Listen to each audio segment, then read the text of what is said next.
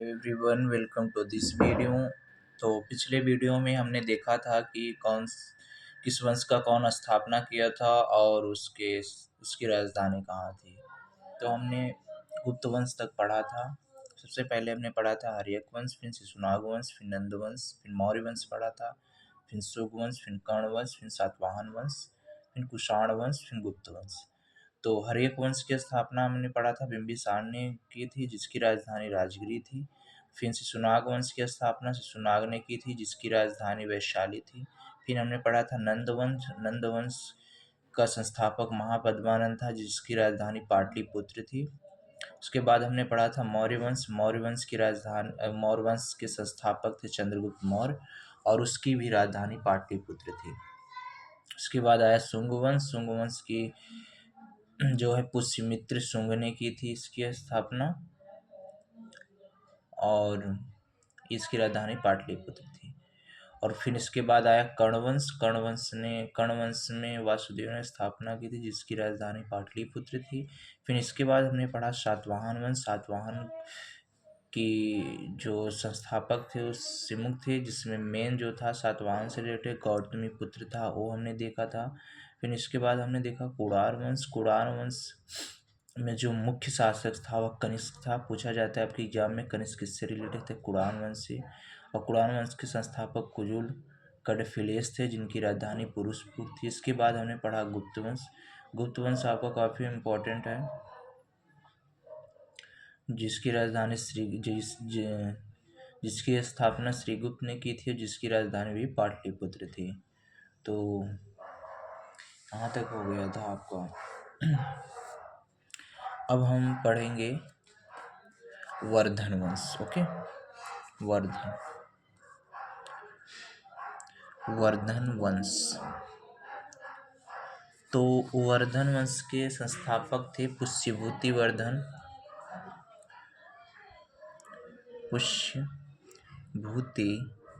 वर्धन, जिनकी राजधानी जो है थानेश्वर या कन्नौज बोली जाती है, थानेश्वर या कन्नौज। ओके।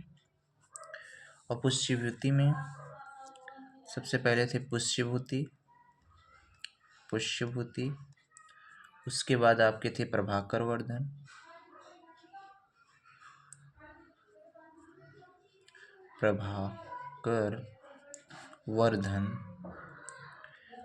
वर्धन के दो बेटा एक बेटी हुई। दोनों बेटे का नाम था राजवर्धन, बड़े बेटे का नाम था, और छोटे बेटे का नाम था हर्षवर्धन,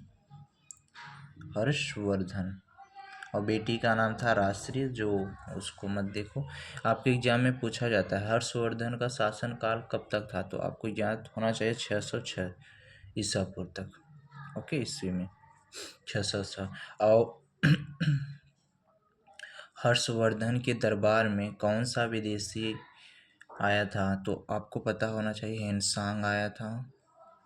और इनका जो दरबार में जो कवि रहते थे बाणभट्ट रहते थे। ओके, बाणभट्ट। तो हमने देख लिया वर्धन। अब इसके बाद हम पढ़ते हैं चोल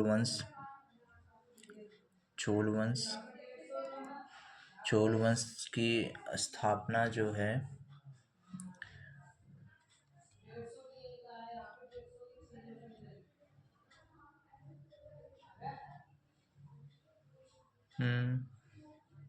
चलिए देखते हैं चोल वंश के जो संस्थापक थे विजयालय, और जिनकी राजधानी थी तंजावुर। ओके, तो जिसमें राजा हुए विजयालय। आपका दूसरा रूरल परांतक फर्स्ट। फिर राजा राज। ये पूछता है राजा राज किस वंश से रिलेटेड हैं, तो आपको पता होना चाहिए कि चोल वंश से रिलेटेड है। राजा राज प्रथम, राजेंद्र प्रथम, ये भी पूछता है आपके एग्जाम में, राजेंद्र प्रथम। ओके, फिर राजेंद्र सेकंड आया, राजेंद्र सेकेंड, फिर कुलोत्तुंग के बाद खत्म, कुलोत्तुंग। ओके, कुलोत्तुंग। तो ये जो राज प्रथम थे, इन्होंने राजेश्वर मंदिर बनवाया था। राजेश्वर। ओके, राजेश्वर मंदिर कौन बनवाया था, तब पूछता है तो आप बताएंगे राज प्रथम। तो हमने देख लिया वर्धन वंश, चोल वंश। अब इसके बाद हम आते हैं पल्लव वंश। ओके, पल्लवों की राजधानी बहुत पूछता है। पल्लव वंश। ओके, पल्लव वंश के संस्थापक थे सिंहवर्मन चतुर्भुज।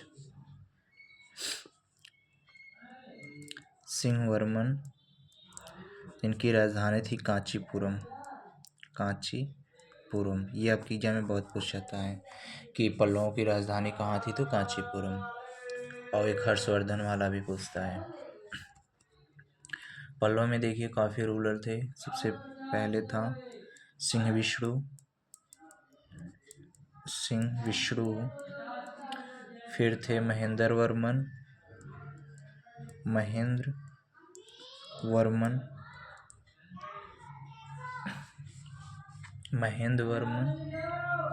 फिर उसके बाद आए नरसिंह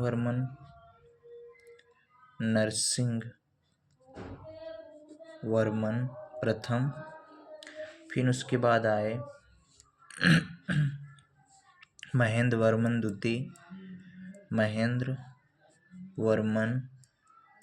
द्वितीय। फिर उसके बाद अगला शासक आया जिसका नाम था परमेश्वर वर्मन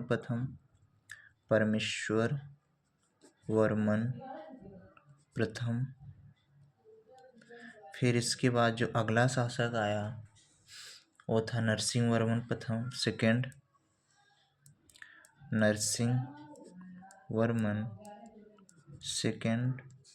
फिर इसके बाद जो आया वह था नंदी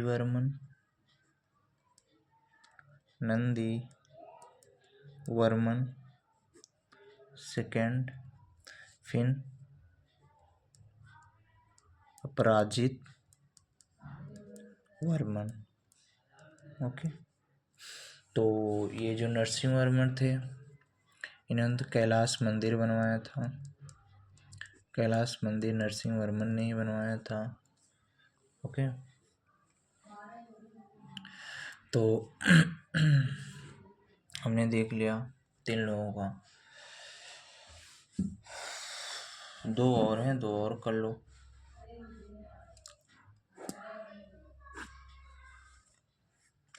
एक आपका बचा है चालुक्य।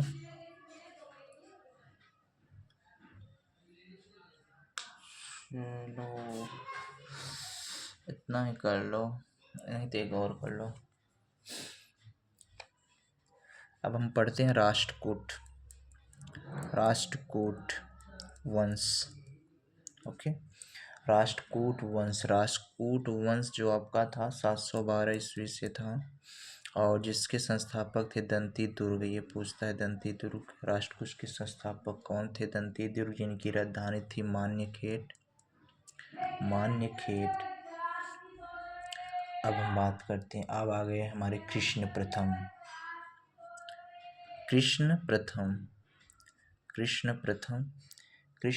ने क्या किया था,